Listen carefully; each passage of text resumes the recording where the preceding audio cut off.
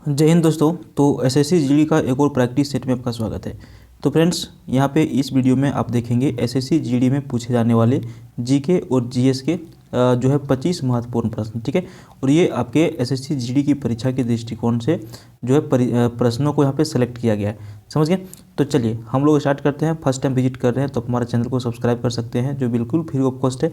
इसके लिए आपको जो है कोई चार्ज देने की आवश्यकता नहीं होती है।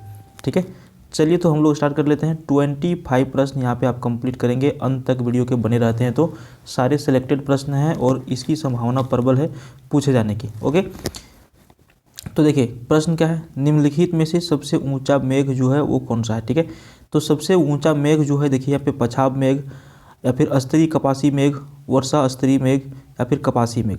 तो इन सभी में से पछाब मेघ जो है ये क्या होता है, सबसे ऊंचा मेघ है। ठीक है, मेघ का मतलब क्या हुआ, आप यहाँ पे शुद्ध हिंदी लिखा हुआ मेघ, ठीक है, बादल। ठीक है ना, तो सबसे ऊंचा मेघ कौन सा होता है, पछाब मेघ होता है। ठीक है, देखिए पछाब मेघ सबसे ऊंचा होता है और पछाब मेघ की जो मुख्यतः जो ऊंचाई होती है वो 18,000 फीट होती है। कितनी होती है, 18,000 फीट के ऊपर ये जो है पछाब मेघ पाए जाते हैं। ठीक है, नेक्स्ट क्वेश्चन है, सत्यमेव जयते किस उपनिषद से लिया गया है। तो इसका आंसर सभी लोगों को पता है, सही आंसर क्या हो जाएगा, मुंडको उपनिषद से। ठीक है, सत्यमेव जयते जो वर्ड है ये मुंडको उपनिषद से लिया गया है। ठीक है, चलिए प्रश्न संख्या 3 देखिए, गांधी और इरविन में एक समझौता हुआ था जिसको कहा जाता है गांधी इरविन समझौता। ठीक है, गांधी जी और इरविन के बीच में, इरविन जो एक अंग्रेज था, ठीक है, तो इन दोनों के बीच में एक समझौता हुआ था। ये कब हुआ था, तो देखिए गांधी इरविन की समझौता हुई थी 1931 ईस्वी में। ठीक है, 1931 में गांधी इरविन समझौता हुआ था। सही answer option A. Next question देखिए, विश्व समुद्री दिवस 2020 किस तिथि को मनाया गया।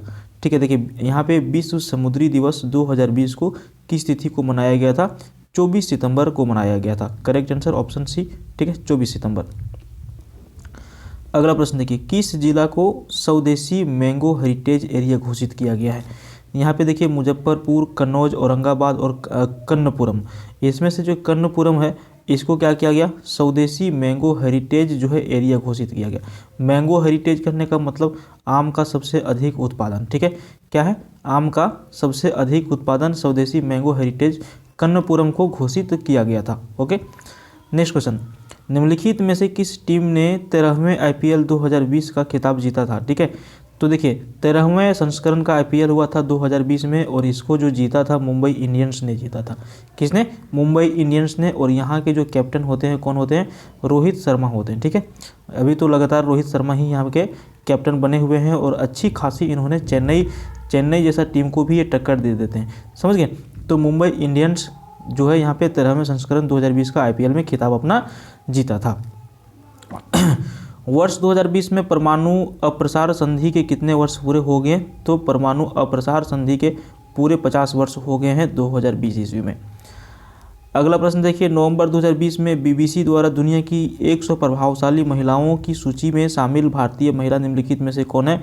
उपरोक्त में से सभी इसका सही आंसर होगा, माने कि बिल्किस दादी, ईसाई बानी, मानसी जोशी। देखिए यहाँ पर आप करंट अफेयर्स लगातार जो है 2020 का प्रश्न आप देख रहे हैं। ठीक है, 2020 का प्रश्न आप इसलिए देख रहे हैं कि बहुत बार परीक्षाओं में क्या है कि पिछले 2 साल का करंट अफेयर्स आपको यहाँ पे पूछ दिए जाते हैं, जैसे इन प्रश्नों को सेट किया गया है। ठीक है, तो मान के चलिए पिछले 2 वर्षों का करंट अफेयर्स आपको पूछा जाए, आप नहीं पढ़े रहेंगे, ध्यान नहीं देंगे तो फिर आपको दिक्कत हो जाएगा। इसीलिए आपको हर तरह के जो करंट अफेयर्स आते हैं उसको भी ध्यान में रखते चलना है। नेक्स्ट क्वेश्चन है, पॉलिटिक्स ऑफ चरखा नामक पुस्तक किसकी है। तो जेबी कृपलानी ने लिखा है पॉलिटिक्स ऑफ चरखा। चरखा का संबंध किस व्यक्ति से है, तो गांधी जी। ठीक है, गांधी जी से संबंधित है चरखा। पॉलिटिक्स ऑफ चरखा जो पुस्तक है जेबी कृपलानी के द्वारा लिखा गया है। अगला प्रश्न आपका, दुलहस्ती परियोजना किस नदी के ऊपर स्थापित किया गया है, तो चिनाब नदी इसका सही आंसर हो जाएगा। दुलहस्ती परियोजना जो है चिनाब नदी के ऊपर जो है स्थापित किया गया है। ओके, नेक्स्ट क्वेश्चन है, साथिया जो एक लोक शैली है कहाँ पर ये प्रचलित है। तो साथिया एक जो लोक शैली है प्रचलित है गुजरात में। ठीक है, गुजरात में भी हाल ही में यहाँ पे बीजेपी की सरकार फिर से बनी है, यहाँ पे चुनाव हुआ था। चुनाव के बारे में जो भी आप लोग जो अपना थोड़ा सा अपडेट रखिएगा।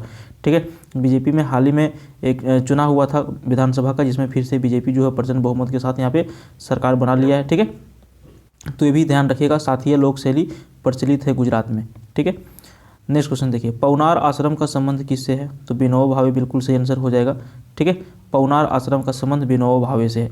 इरविन समझौता भी आपने देख लिया 1931 में हुआ था और विनोबा भावे ने पवनार आश्रम का स्थापना महाराष्ट्र में किया था। ओके, चलिए देखिए, 17 अक्टूबर 1940 में महात्मा गांधी ने पवनार से ही व्यक्तिगत सत्याग्रह आंदोलन शुरू किए थे, जिसके प्रथम सत्याग्रही विनोबा भावे और दूसरा सत्याग्रही जवाहरलाल नेहरू थे, 17 अक्टूबर 1940 ईस्वी में। ठीक है, नेक्स्ट क्वेश्चन है, कृमि जिसको अंग्रेजी में वर्म कहा जाता है, ये जो है ये किसको फैलाने का काम करता है? ठीक है, कृमि द्वारा होने वाला जो रोग है वो कौन सा है? तो कृमि द्वारा जो रोग फैलता है वो फाइलेरिया है। ठीक है, फाइलेरिया में क्या होता है, लोगों का जो पैर होता है ये बहुत मोटे हो जाते हैं। ठीक है, मोटे हो जाते हैं, इसी को कहा जाता है फाइलेरिया। तो ये कृमि के द्वारा फैलता है। नेक्स्ट क्वेश्चन आपका है 14 नंबर, डंकन पास किसके मध्य स्थित है? तो डंकन पास जो है दक्षिणी और छोटा अंडमान के बीच में ये डंकन पास स्थित है। ठीक है, किसके किसके बीच? दक्षिणी एवं छोटा अंडमान के बीच में डंकन पास स्थित है। ठीक है, पास मतलब क्या? दर्रा। ठीक है, नेक्स्ट क्वेश्चन देखिए, यदि राष्ट्रपति और उपराष्ट्रपति दोनों के कार्यकाल रिक्त हैं तो कौन भारत के राष्ट्रपति के तौर पर काम करेगा? तो जो भारत के मुख्य न्यायाधीश होते हैं, ठीक है, सुप्रीम कोर्ट, ठीक है, सुप्रीम कोर्ट जान ही रहे हैं, भारत के जो मुख्य न्यायाधीश होते हैं।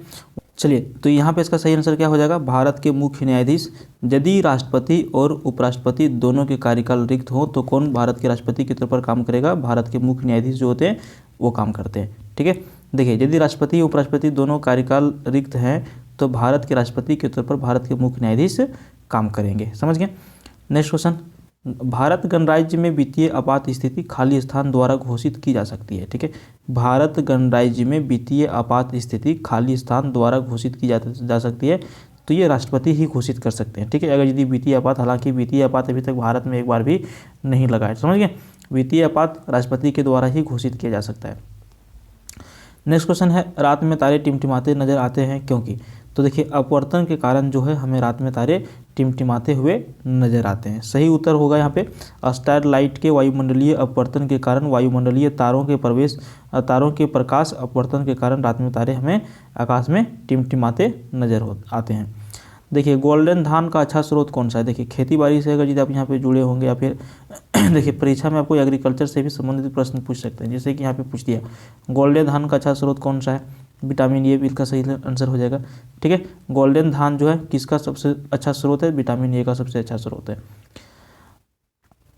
इसी में पॉइंट एक है, सुनहरा चावल, गोल्डन चावल और ओरिजा सेटिना चावल का एक किस्म है। समझ गए? तो गोल्डन धान विटामिन ए का अच्छा स्रोत हो सकता है या फिर है। मैक्स प्लांक का संबंध किससे है? तो क्वांटम सिद्धांत से इसका सही आंसर हो जाएगा। ठीक है, मैक्स प्लांक का संबंध क्वांटम सिद्धांत से है। मैक्स प्लांक का संबंध क्वांटम सिद्धांत से है और इन्होंने जो है 1900 ईस्वी में अपना सिद्धांत दिया था। नेक्स्ट क्वेश्चन, यदि किसी तरल के सतह पर दबाव बढ़ाया जाए तो उसका क्वथनांक पर क्या प्रभाव पड़ेगा? तो किसी तरल के सतह पर अगर यदि दबाव बढ़ाया जाता है तो उसका क्वथनांक बढ़ जाता है। क्या हो जाएगा?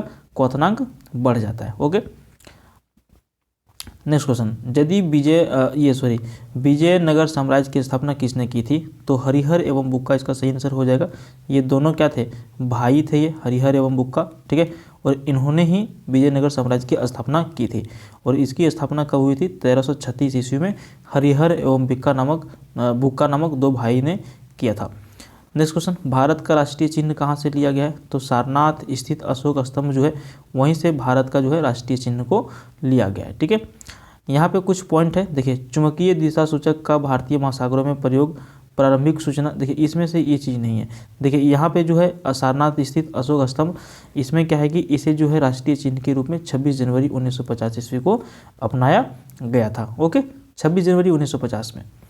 नेक्स्ट क्वेश्चन, चुंबकीय दिशा सूचक का भारतीय महासागरों में प्रयोग की प्रारंभिक सूचना किसके द्वारा दी गई थी? तो यहाँ पे सदरुद्दीन मोहम्मद औफी यहाँ पे सही आंसर हो जाएगा। ओके, इन्होंने क्या किया था? 1232 से लेकर के 33 में सदरुद्दीन मोहम्मद अल औफी द्वारा की गई थी चुंबकीय दिशा सूचक का भारतीय महासागरों में प्रयोग।